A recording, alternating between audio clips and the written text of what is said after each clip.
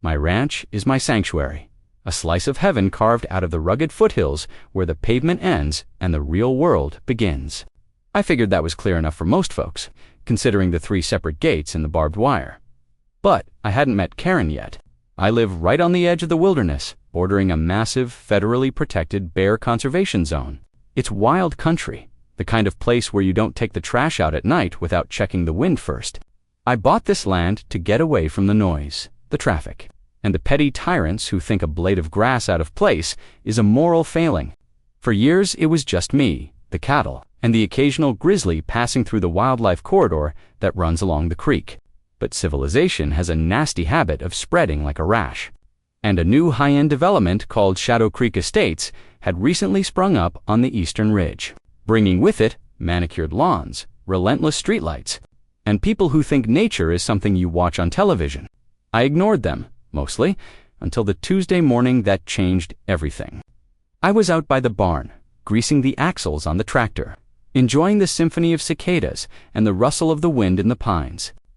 The air smelled of sage and diesel, a perfume I prefer over anything sold in a bottle. Suddenly, the gravel on my driveway crunched under the weight of an approaching vehicle.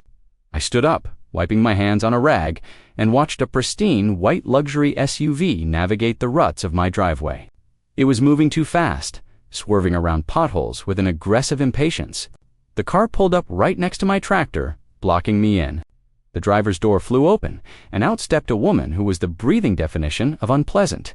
She wore a stiff blazer, expensive slacks, and heels that were immediately ruined by the ranch mud.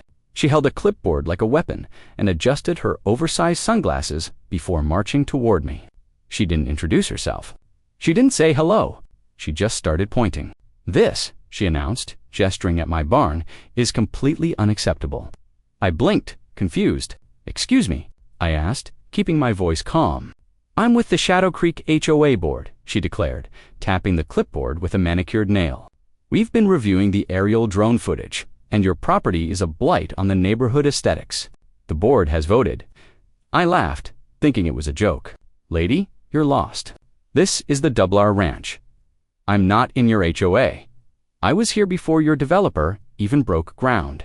She scoffed, a sharp, arrogant sound. "That doesn't matter. We annexed the buffer zone last week. You fall under our jurisdiction now. And let me tell you, the list of violations is staggering." She started reading from her list, her voice rising in pitch. Grass height exceeds 2 inches. Unapproved structure color red is not on the approved palette. You need desert beige, visible farm equipment, and that fence. It's barbed wire. We only allow white vinyl privacy fencing. I felt the heat rising in my neck. "Ma'am, that wire keeps 1,000-pound animals from crushing your plastic fences. You are trespassing. I suggest you get back in your car and leave before you encounter something you can't find." She stepped closer, invading my space, her face twisted in righteous fury. "Don't you dare threaten me. I have the authority to place a lien on this dump. You will comply, or we will bring in contractors to do it for you and bill you triple." I looked past her, toward the tree line about 30 yards away. The wind had shifted. The birds, which had been chirping moments ago, had gone dead silent. It was a heavy silence, the kind that presses against your eardrums. I smelled it then, a rank, musky odor that cut through the diesel fumes. "Lady," I said, my voice dropping to a whisper, "stop talking. Right now." She rolled her eyes.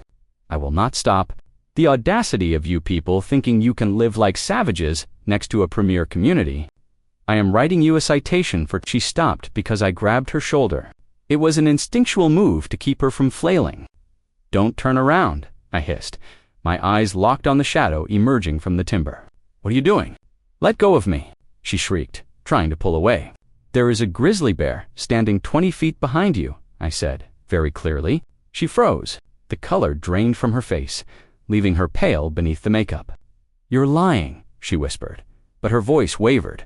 "You're just trying to scare me." Behind her, the massive boar grizzly rose onto his hind legs. He was a monster, easily 8 feet tall, his fur rippling with muscle, scars crisscrossing his muzzle from years of fighting for dominance. He sniffed the air, confused by the scent of her perfume. He let out a huff, a sound like a compressor engaging and dropped. back to all fours with a heavy thud that shook the ground. Karen flinched. She heard that. "Oh my God," she whimpered. Is that real?" The bear took a step forward, snapping a wrist-thick branch like it was a dry twig. The sound was like a gunshot in the quiet morning. "Karen," I said, keeping my voice low and steady, "listen to me. He is curious, not hunting. But if you scream or if you run, he will chase you. And he is faster than a racehorse." She was trembling now, the clipboard rattling in her hand. The bear chuffed, swinging his massive head low, investigating the intruder. He was close enough now that I could hear the wet intake of his breath. He ambled closer, his claws digging into the dirt. "What do I do?" she squeaked, tears streaming down her face. Slowly, I commanded, "Back away, toward your car. Do not make eye contact. Do not drop that clipboard." She began to shuffle backward, her heels catching in the dirt.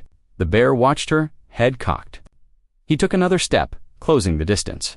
He stretched his neck out and sniffed the air right where she had been standing. Karen let out a high-pitched whimper. The bear looked at her, then at me. I stood my ground, staring at his chest, not his eyes. He seemed to decide we weren't worth the trouble, or maybe the perfume was too offensive.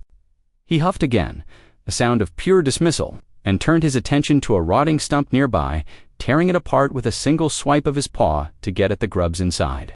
The display of raw power was terrifying. That was enough for Karen. Her nerve broke.